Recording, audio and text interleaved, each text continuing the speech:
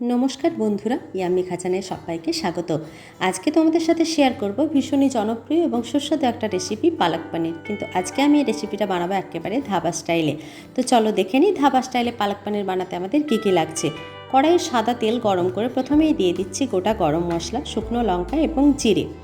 ফোড়ন থেকে খুব সুন্দর একটা গন্ধ বেরোলে কুচনো পেঁয়াজ দিয়ে দিচ্ছি। আমি এখানে মাঝারি সাইজের দুটো পেঁয়াজ ব্যবহার করেছি। পেঁয়াজটা আমি বাদামি রং ধরা পর্যন্ত খুব ভালো করে ভেজে নেব। এর মধ্যে আমি পালং শাকটাকে নুন এবং হলুদ দিয়ে সেদ্ধ করে নিয়েছি। তো এদিকে সেদ্ধ করা পালং শাকটাকে আমি ঠান্ডা করতে দিয়েছি, আর ততক্ষণে আমার পেঁয়াজটা ভাজা হতে থাক। পেঁয়াজটা ভাজা হতে হতে আমি এদিকে টমেটোটা কুচিয়ে নিচ্ছি। আমি একটা বড় সাইজের টমেটো নিয়ে নিয়েছি। পেঁয়াজ ভাজা হয়ে গেছে, এর মধ্যে আমি দিয়ে দিচ্ছি পেঁয়াজ আর রসুনের পেস্ট, আদা বাটা। আমি এখানে 1 চামচ করে পেঁয়াজ রসুনের পেস্ট এবং আদা বাটা ব্যবহার করেছি। তো সব মশলাটাকে খুব ভালো করে মিশিয়ে নিয়ে ভালোভাবে ভেজে নিচ্ছি। এর মধ্যে দিয়ে দিয়েছি কুচিয়ে রাখা টমেটোটা। একটু ভাজা ভাজা হয়ে যাওয়ার পর মশলাটা যাতে না পুড়ে যায়, আমি এখানে শিল ধোয়া জলটা ব্যবহার করেছি। তারপর দিয়ে দিচ্ছি 1 চা চামচ করে হলুদ গুঁড়ো, শুকনো লঙ্কার গুঁড়ো, জিরে গুঁড়ো আর ধনে গুঁড়ো। খুব ভালো করে সব মশলাগুলো মিশিয়ে নিয়ে ভালোভাবে কষিয়ে নিতে হবে। মশলার কষানোর ওপরেই কিন্তু তোমার তরকারি বা তোমার রেসিপির স্বাদ নির্ভর করছে। যতক্ষণ না মশলা থেকে তেল ছেড়ে আসবে ততক্ষণ অবধি ধিমে আঁচে মশলাটাকে খুব ভালো করে কষিয়ে নিতে হবে। তো এখানে আমি দেখতে পাচ্ছি মশলা থেকে তেল ছেড়ে এসছে। তো এখন এর সাথে অ্যাড করব 2 টেবিল চামচ কাজু বাদামের পেস্ট।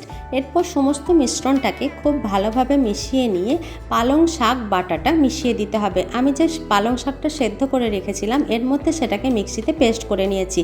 পালং শাকের পেস্টটা মশলার সাথে খুব ভালোভাবে মিশিয়ে নিতে হবে। আমি এখানে ব্যবহার করলাম মিক্সি ধোয়া জলটা। দেখতেই পাচ্ছ যে আমার গ্রেভির ঘনত্বটা ঠিক কীরকম হয়েছে। গ্রেভিটা ফুটতে শুরু করলে আমি দিয়ে দিচ্ছি কিউব করে কেটে রাখা নুন আর চিনির জলে ডুবিয়ে রাখা পনিরগুলো। আমি এখানে 500 গ্রাম পালং শাকের জন্য 200 গ্রাম পনির ইউজ করেছি। এরপরে দিয়ে দিলাম অল্প একটু গরম মশলার গুঁড়ো আর একটা বাটারের কিউব। তোমরা যদি এটা না দিতে চাও না দিতে পারো। তার সাথে আমি অ্যাড করেছি চিনি, কিন্তু চিনিটা এখানে আমি দেখাতে পারিনি কারণ তখন আমার ভিডিওটা অফ ছিল। তো এরপর ভালো করে ফুটিয়ে নিয়ে তোমরা যেভাবে গ্রেভির ঘনত্বটা রাখতে চাও সেরকম রেখে নামিয়ে দাও। গরম গরম পরিবেশন করো আর বাড়ির লোকদেরকে খাইয়ে দাও। তো দেখো আমার পালক পনির রেডি। আর আমার আজকের রেসিপিটা আমি সার্ভ করেছিলাম স্যালাড আর রুমালি রুটির সাথে। তো তোমরা এটা তাওয়া রুটি, লুচি, নান, পরোটা বা পোলাও বা নর্মাল ভাতের সাথেও খেতে পারো। খেতে কিন্তু সত্যি অসাধারণ লাগে। পালক পনির পছন্দ করে না এরকম মানুষ বোধহয় হাতে গোনা 2-1টা পাওয়া যাবে। রেসিপিটি ভালো লাগলে অবশ্যই লাইক করবে, কমেন্ট করবে এবং বন্ধুদের সাথে শেয়ার করে দেবে। আর এইরকমই সহজ পদ্ধতিতে সুন্দর সুন্দর রেসিপি পেতে চ্যানেলটিকে অবশ্যই সাবস্ক্রাইব করে রাখবে। তো চলো আজকের মতো টাটা।